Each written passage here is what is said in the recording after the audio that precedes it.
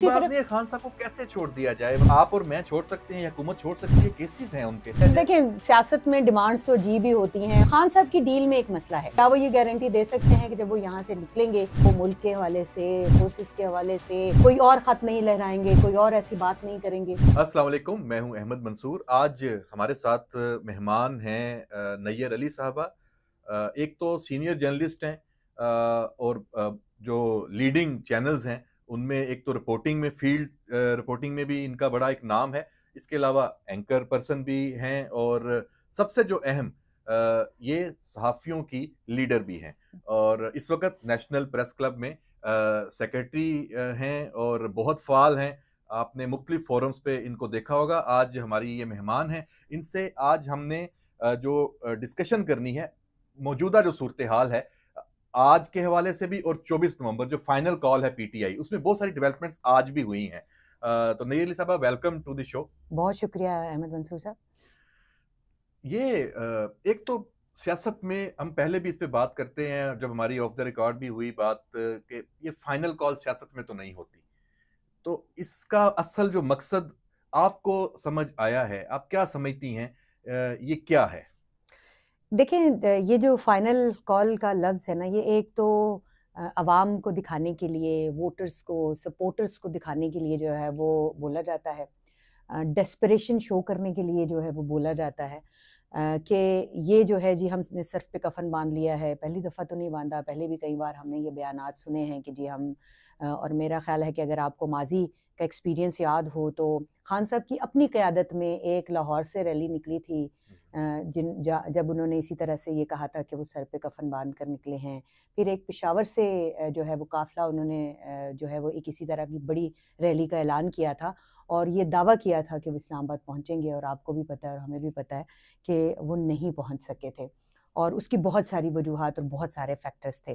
तो अब जेल के अंदर से एक कॉल जो है वो दी गई है और जेल के अंदर से जो कॉल है वो भी मशरूत कॉल है। अभी तक जो आज तक की हमारी इत्तला है, हमारे सोर्सेज जो हमें बता रहे हैं कि खान साहब की कॉल जो है वो सिर्फ घूम रही है कि 24 तारीख से पहले मुझे रिहा कर दें, कॉल जो है वो वापस ले ली जाएगी। तो इस कॉल की संजीदगी का आलम ये है। इसी पे देखें, ये पहली मर्तबा हुआ है कि इतना ओपन एक डिस्कशन शुरू हुई है कि बैक डोर कोई राब्ते, उसमें अली अमीन गंडापुर जो हैं वो बानी पीटीआई से, इमरान खान से डयाला जेल में मिलते हैं। फिर एक एपेक्स कमेटी का इजलास होता है, वजीर आज़म की सरबराही में सारी एस्टेब्लिशमेंट वहां मौजूद होती है, वहां अली अमीन गंडापुर जाते हैं। उसके बाद फिर अली अमीन गंडापुर डयाला में मिलते हैं और जो एक मुज़ाकरात और पसे पर्दा गुफ्तगू और सारा सिनेरियो वो एक जन्म लेता है कि कोई बात चल रही है।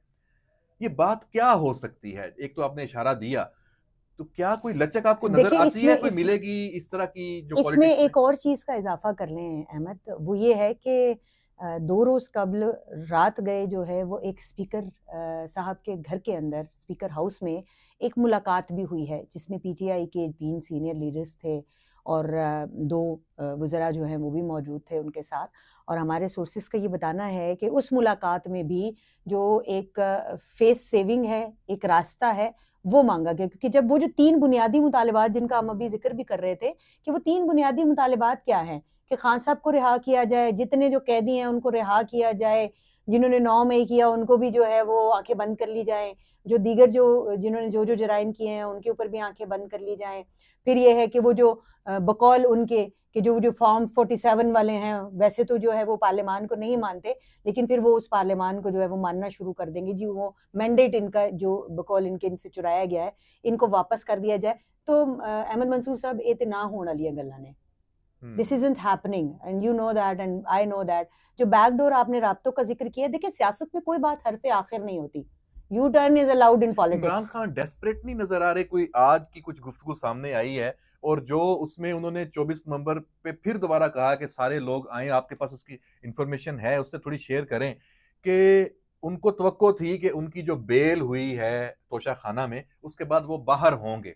वो नहीं हुए तो वो बड़े बेचैन है और आज उनकी बेचैनी ये डेस्परेशन, क्या जो मैंने है? पहले भी वर्ड यूज़ किया कि ये डेस्परेशन शो कर रहे हैं अपनी, कि देखिए उनको ये उम्मीद थी कि उन्होंने ये जुमले कहे भी हैं, जो कि ये कोट हुए हैं मुख्तलिफ जगहों के ऊपर, कि उन्होंने जो वहाँ पर सहाफ़ियों से गुफ्तगू की, उसमें ये बात उन्होंने कही है कि अगर हुकूमत जो है वो हमसे बात करने के लिए संजीदा होती, या वो कोई काम करने के लिए संजीदा होती, या वो जो ढील वाले जो एक कॉन्सेप्ट जो है वो नैरेटिव मुख्तलिफ हलकों की तरफ से एक देने की कोशिश की जा रही थी, उस नैरेटिव के ऊपर अगर हुकूमत संजीदा होती तो हमें मुझे ये जब रिहाई का वो परवाना मिल सकता था, जब ये जो है वो मेरी बेल जो है वो मंजूर हो गई, लेकिन हुकूमत ने ऐसा नहीं किया, बल्कि और केसेस में जो है वो मेरी गिरफ्तारी की बातें सामने आ रही हैं। तो हुकूमत ऐसा नहीं करेगी, वो मुझे नहीं छोड़ेगी। तो इसलिए अब जो है वो अगर हुकूमत मुझे रिहा कर देती है तो फिर ये हो सकता है कि हम जो है वो 24 की कॉल वापस ले, यानी हुकूमत को अवाम का कोई दर्द, वो ऐसी कोई बात नहीं हो रही।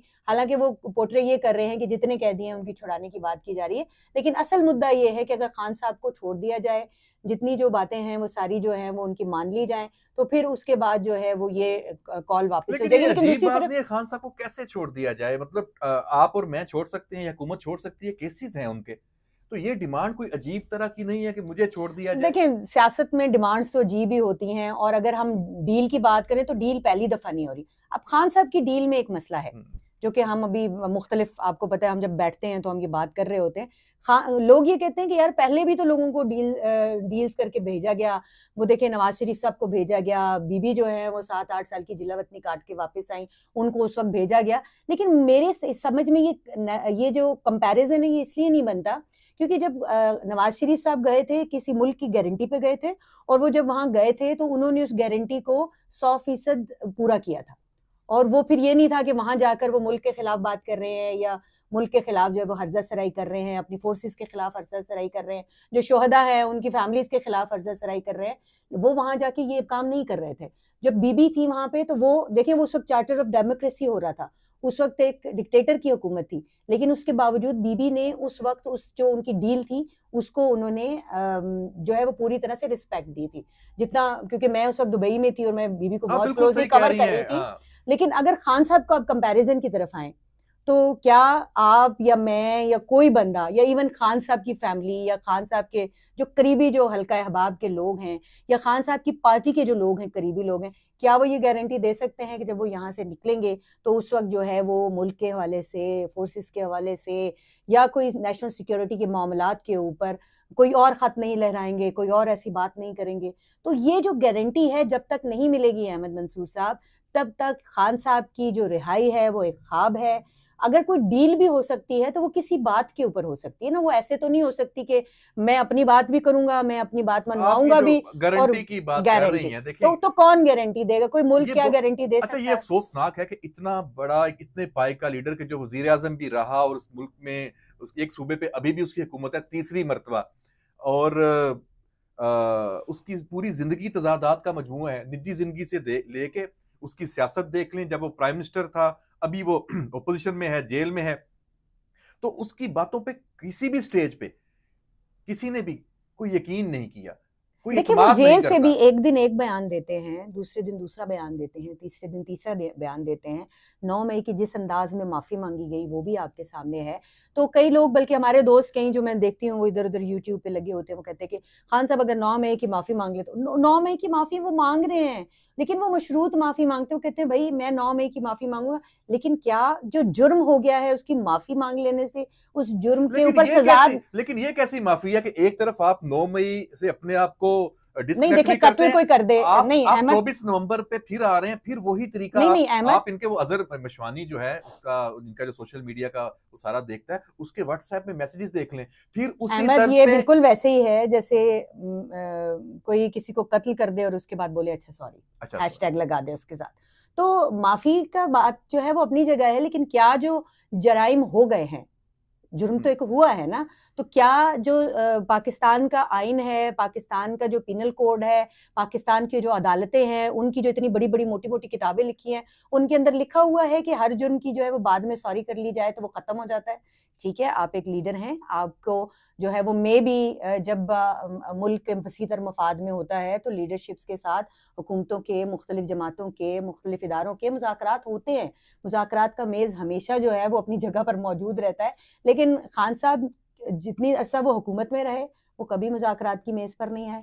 अब जब वो अपोजिशन में है, उनकी पार्टी कभी मुज़ाकरात की मेज़ पर नहीं आती, और अगर आती है तो उनकी एक शर्त होती है कि अगर खान साहब अभी 26वीं आईनी तरमीम को ले लें, उस वक्त जो कुछ हुआ वो आपके सामने है, लेकिन 26वीं आईनी तरमीम को अब जो है वो खान साहब का एक और बड़ा इंपॉर्टेंट जो बयान है वो ये है कि जी 26वीं आईनी तरमीम अगर नाफिजुल अमल हो गई तो फिर तो किसी को रिलीफ नहीं मिलेगा। अच्छा, इस वक्त एक बड़ी तब्दीली है, इस वक्त जो मुज़ाकरात का शोर है वो तहरीक इंसाफ के कैंप से ज्यादा उठ रहा है। काफ ऊपर 2 नुक्ते लगाइएगा मुज़ाकरात तो वही। अच्छा, अभी अब वापस आए, अगर उनकी 24 नवंबर की जो कॉल है, एज ऑफ नाउ तो अब वो हो रही है, तो उनका प्रोटेस्ट है, उनकी तरफ से भी तैयारियां हैं कि 9,000 का एक दस्ता तैयार किया है केपी की हुकूमत ने। इधर से वजारत दाखिला ने एक खत भी लिखा चीफ सेक्रेटरी को कि जो पिछली दफा 25 अक्टूबर में उन्होंने वहां के वसाइल यूज किए थे, सरकारी मशीनरी यूज की थी इस्लामाबाद पे दावा बोलने के लिए, अब नहीं होना चाहिए।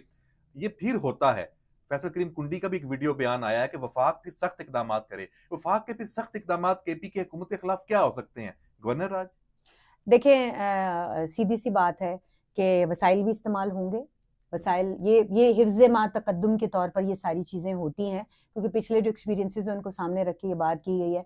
लेकिन जितनी भी जो इस तरह के बड़े जो मामलात होते हैं और सियासी जो मामलात होते हैं उसमें बैक एंड पे बहुत सारी चीज़ें चल रही होती हैं, बहुत सारी चीज़ें जो हैं वो डिस्कस हो रही होती हैं, बहुत सारे सिनेरियोज डिस्कस हो रहे होते हैं, और उन सारे सिनेरियोज को अगर नज़र में रखा जाए तो ये जो मार्च है ये होना है, लेकिन ये जो केओस और कॉन्फ्लिक्ट की एक फ़िज़ा है वो आखिरी लम्हे तक बरकरार रहेगी, और एक जो कन्फ्यूजन की फ़िज़ा है ये भी बरकरार रहेगी। पीटीआई जो है वो मशरूत किस्म की कहेगी कि हम एहतजाज करने के लिए तैयार हैं, हम ये कर देंगे, हम वो कर देंगे। लीडरशिप कह रही है कि भाई सानू इथू कड्डो, नहीं तो असी जड़ा ना ये एहतजाज हम मौखर कर देंगे। हुकूमत जो है वो ये कह रही है कि भाई जो दहशतगर्दों की तरह से निपटा जाएगा। मतलब ये इतने हुकूमत की अगर बात करें, हुकूमत आपको थोड़ा पिछली दफा के जो एहतजाज थे उनके मुकाबले में कोई ज्यादा मुतमिन और पूरे तमाम नजर नहीं आ रही। इस्लामाबाद हाई कोर्ट में वजीर दाखिला भी गया, ख्वाजा आसफ वजीर दफा की गुफ्तगू भी हमने देखी कि वो बिल्कुल क्लियर कट कह रहे हैं कि हम यलगार अब नहीं करने देंगे,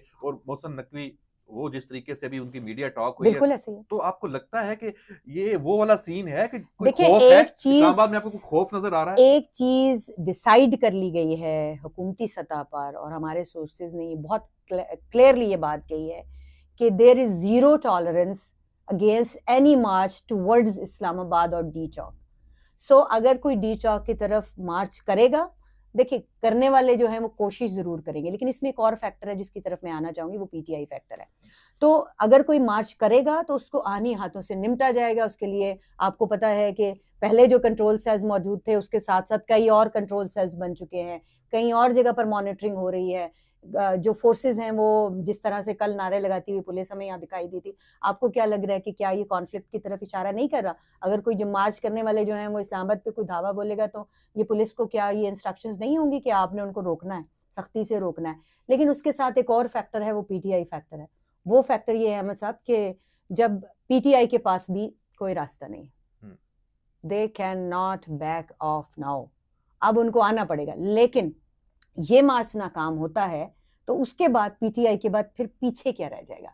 इसको फाइनल कॉल भी करार दी ना, जब फाइनल कॉल नाकाम होगी तो बिल्कुल आप सही कह रही हैं। तो ये जो फिनाले नहीं, ये जो फाइनल कॉल है वो तो देखे ना, हर कॉल को फाइनल कॉल कहते हैं। इसके बाद हुकूमत खत्म हो जाएगी, इस्तीफे दे के वज़ीर आज़म उनकी जानिब से तो देखे जब वो पहला कदम उठाते तो कहते देखा हमने पहला कदम उठाया, ये वज़ीर आज़म का इस्तीफा आने वाला है, ये हुकूमत गिरने वाली है, ये सूबाई हुकूमतें गिरने वाली हैं। लेकिन ये तो सारे दावे किए जाते हैं, लेकिन उसके साथ जो एक बुनियादी जो बात है ना वो ये है कि पीटीआई क्या इस मार्च की नाकामी के बाद उसका कोई सर्वाइवल है? तो मेरा ख्याल है कि ये बहुत बड़ा सवाल है। इसी से एक बात जुड़ती है, आपको बतौर जर्नलिस्ट पहले भी आप कवर करती रही हैं ऐसी सारी सूरत हाल को, और खुद देखती भी रही, आपका तज्जिया भी है।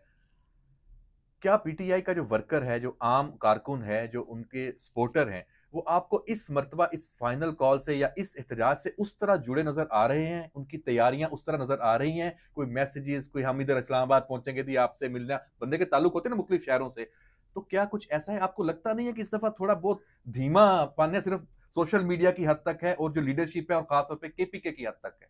सोशल मीडिया तक ही बनेगा अहमद मंसूर, जदू फायरवॉल लग गई है, सारी चीज़ें बंद हो जानिया ने, तो वो तो आपको पता है कि सोशल मीडिया पे तो कुछ हो नहीं सकना। तो आपको फिजिकली बाहर निकलना पड़ेगा। लेकिन मेरी जितनी लोगों से बात हुई कि ज़ाहिर है हम मुख्तलिफ जो पीटीआई के जो जिम्मेदारान हैं उनके साथ बात करते रहते हैं कि उनकी तैयारी कहाँ पर है, क्या है, नहीं है। लेकिन इस वक्त तक जो मुझे पता चला है वो यही है कि वो जो एक डर और एक जो धमकी वाली जो ऑडियो लीक हुई है मुबैना तौर पर बुशरा बीबी की, उनके उस जो एटीट्यूड है उसको लेकर जो पार्टी की सीनियर लीडरशिप है और जो वर्कर है जो कि थोड़ा सेंसिबल है, उसके अंदर एक तशवीश पाई जाती है कि क्या अब हम जो लोग कह रहे थे कि हम कोई गुलाम है जो हम ये करें, हम कोई गुलाम है जो हम ये करें, ये तो हम पीटीआई वालों का अगर स्लोगन था, ये उन लीडरशिप का ये ख्याल है, तो फिर वो पीटीआई वाले वो क्या अब वो किस गुलामी की तरफ जा रहे हैं? एक गुलामी की तरफ वो नहीं जाना चाहते थे, तो अब वो किसी और गुलामी की तरफ चल पड़े हैं। लेकिन बहैसियत मजमूई ये जरूर ऐड करना चाहूंगी कि हमें जो है वो पीटीआई की वो वाली तैयारी, वो वाला वो जो एक स्पिरिट थी ना, वो दिखाई नहीं देती है। उसकी एक वजह तो मैंने एक फैक्टर तो आपको बता दिया, और दूसरा फैक्टर ये है कि पीटीआई के अपने अंदर इस एहतजाजी कॉल को लेकर ये धमकी देने की जरूरत क्यों पेश आई बुशरा बीबी को कि जी आप अगर नहीं निकलेंगे तो ये होगा, तो ये होगा। हमेशा एमएनएज, एमपीएज और जो पार्टी की जो जिले सतह के जो लीडर्स होते हैं वो ही बंदे लेकर आते हैं। सब पार्टीज में यही होता है, ये तरीका कार है। नून लीग का भी यही होता है, नून लीग का यही होता है। इवन जेयूआई गैर सियासी है इसलिए जरा थोड़ा मजाक ज्यादा बन गया। नहीं, लेकिन नहीं, उन्होंने ये अगर कॉल दी है और इसी तरह से होता है, वो लीड कर रही हैं बाय द वे, कर रही हैं और ऑन द रिकॉर्ड कर रही हैं। हालांकि वो उनकी पार्टी के लोग कंटेनर भी उन्हीं को सामने रख के बनवाया गया है। मेरा ख्याल है कि उस कंटेनर में वो आएंगी भी नहीं हो, अगर आती हैं तो कुछ गलत नहीं है। वो इमरान खान की अहलिया हैं, खुल के सियासत करें भाई।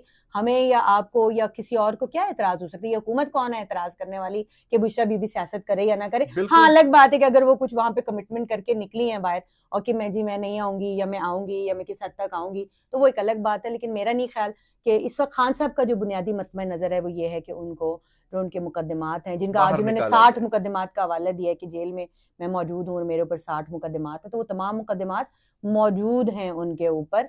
और वो मुकदमात जो हैं वो ऐसा नहीं है कि अगर किसी के जहन में ये खाम ख्याली है। कल भी मैं एक प्रोग्राम में ये बात करी थी कि अगर उन्होंने एक मुकदमे से उनकी रिहाई हो गई है तो अब बस जी खान साहब वो वहां से निकल जाएंगे, क्योंकि खान साहब खुद भी इस प्रैक्टिस को जो है वो लागू कर चुके हैं माजी में इससे ज्यादा सख्ती के साथ। वो तो नाम ले लेके अगर ये कबीना के इजलास में कहते थे कि फलां को क्यों बाहर निकाला है, उसको तो मुझे उसकी वीडियो दिखाओ जेल के अंदर वो किस तरह से रह रहा है। तो ये चीजें तो और ये मैं आपको बताऊं कि ये वो टॉमी और कुत्ते वाला जो मामला है ना, ये हर जगह पे मौजूद है। जब अपने ऊपर गुजरती है तो हर शख्स चीखता है, लेकिन जब वो खुद कर रहा होता है तो उसको एहसास नहीं होता। तो मेरा ख्याल है कि जो खान साहब ने किया वो भी गलत था, लेकिन जो इंसाफ के तकाजे हैं, जो कानूनी तकाजे हैं, जो आईनी तकाजे हैं, वो सारे पूरे होने चाहिए। इंसानी हकूक के तकाजे पूरे होने चाहिए। उनको जो सहूलियात दी गई हैं वो बहुत ज्यादा हैं, लेकिन अगर किसी को सहूलियात दी जा सकती है जेल के अंदर, तो मैं तो कहती हूँ आम कैदी को भी इतनी सहूलियात होनी चाहिए ताकि आम कैदी भी इतनी ही सुकून के साथ, इतनी ही सराहत के साथ मीडिया के साथ गुफ्तगू करे और फिर उसके बाद जो है वो बयानात दे और पार्टी लीडरान को जो है वो मैसेजेस भी कन्वे कर सके। तो ये आम आदमी की बात भी की अगर मंसूर साहब अपने प्रोग्राम में। जी नैयर अली साहबा, बहुत शुक्रिया। नाजरीन, ये पॉडकास्ट नैयर अली साहबा के साथ आपको कैसा लगा, इस पे ज़रूर फीडबैक दीजिएगा। ये जो इशू है और इसके अलावा इस मुल्क में तो इश्यूज तो रहने ही हैं और सहाफ़ी के लिए इश्यूज कभी ख़त्म नहीं होते। रब तो नाजरीन आप भी आधे सहाफ़ी हैं, बल्कि शायद ज़्यादा सहाफ़ी हैं। तो ये सिलसिला हमारा जुड़ा रहेगा। वक्तन फ़क्तन हम नैयर अली साहबा को अपने पॉडकास्ट में मदऊ करते रहेंगे। इजाज़त दीजिए, अल्लाह हाफिज़।